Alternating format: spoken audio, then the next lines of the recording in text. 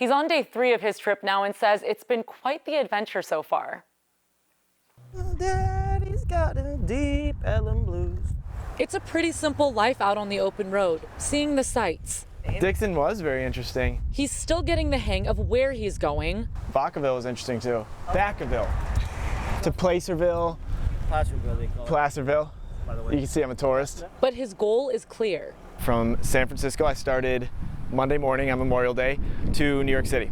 Michael Lemko has the essentials for his journey across the country. With just a backpack on my back. And most importantly, rollerblades on his feet. And one day I just got the thought, like, what's the farthest I could possibly go? Lemko, aka Mike on Blades, is rollerblading 4,200 miles, coast to coast. He expects to finish the trek within the next 4 months. I wake up, I rollerblade, I feed myself, I find somewhere to sleep.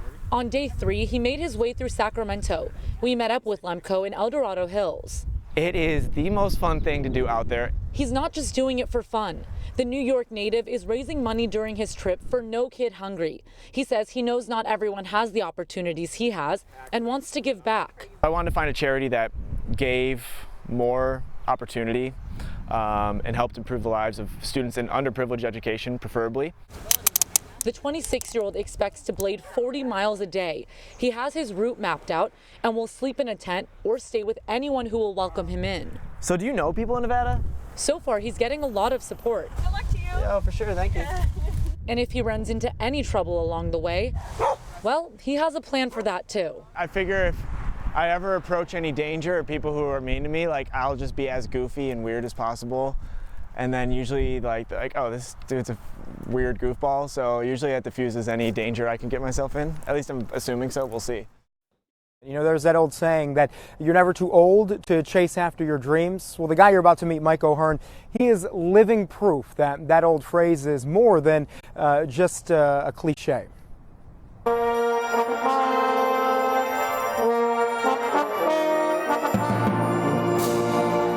Watching the UC Davis commencement band, it's hard not to notice something different about their trumpet player, Michael O'Hearn. After all, he's 3 times the age of most of his bandmates, and he plays from a wheelchair. But ask Michael, he'll tell you he's just as youthful and wide-eyed about his future in music as anyone else in the ensemble. You know, in life you learn different things. You hear stories of people that are older that say, hey, I want to do something, I want to fulfill this dream. I found the chance to do something I've always wanted to do. Michael's been playing trumpet since the 7th grade. After high school, he thought he could make a career out of it. Eventually, he put music aside and entered the workforce as a salesman. That is, until he started having trouble walking. So I started using a cane. Then it declined, it got worse. When I started getting into my 50s, I started to eventually use a wheelchair. Michael suffers from adrenoleukodystrophy, a rare genetic disease that affects his muscle control and motor skills. Wheelchair-bound, he couldn't work the same way, but the disease did give him time to rediscover his passion. His old trumpet, and in 2014, enrolled in a music degree program at UC Davis. While his disease was debilitating, Michael says there was something healing about being around younger musicians. I even feel younger. I don't feel different. You know, I feel better. I feel a part of things. This Saturday, after 4 years of rediscovering who he is, Michael, the trumpet player, will get his diploma.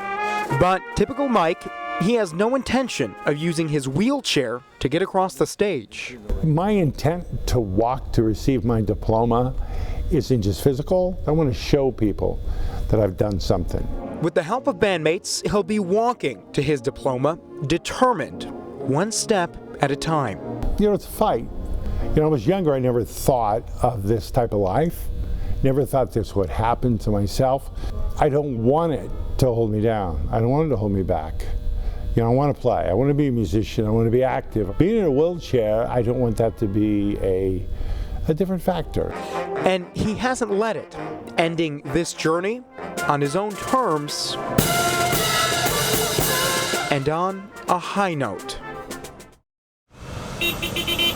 He's just hungry, just trying to make a couple bucks, just balancing a bicycle upside down. Hey. On his head. Standing on a concrete island at March and Pacific Lanes, It's just easy. Jack Walcott, also known as Jack Jack, is arguably the most obscure local celebrity you'll see in Stockton. I multitask with it. He can kneel down and then stand back up. He can tiptoe in between cars Thank you very much. to collect cash. Have a good life. He can steady his neck walking backwards in traffic and throw up a peace sign. He can bob and weave his body as the bike leans without breaking a sweat. There's the, oh my God, he's gonna drop it on my car. There's the, oh, look at this weirdo. There's the, oh my God, that's so awesome. And the more he's been seen, Thank you very much. the more he's been posted about online. They've seen me on like Facebook, Stockton WTF moments. Day after day for the past year, people post pictures of Jack Jack balancing all kinds of stuff. Water bottles topped with backpacks, That's my favorite. inverted traffic cones, towers of Tupperware, Christmas trees. The pumpkin got me because that was pretty funny. And his routine is sparking an online debate about whether he's a skilled street performer or just a panhandler with a strange fascination. Get a job, the same rhetoric of he's a drug addict, you know. Those are some of the comments Donna Rivera sees as an admin on the Facebook page that helped make Jack Jack Facebook famous. But she says this is how she sees him. A person with a lot of potential who's fallen. And Jack Jack is the first person to admit that. I'm honest. He admits to us that, yes, he's a recovering addict. It really makes everything really hard when I bust that out. They're just like, oh, okay, later. Taking prescription methadone to wean himself off of opiates. And then started using opiates, thinking I'd be able to quit that as easy as amphetamines, but hit a brick wall when I tried.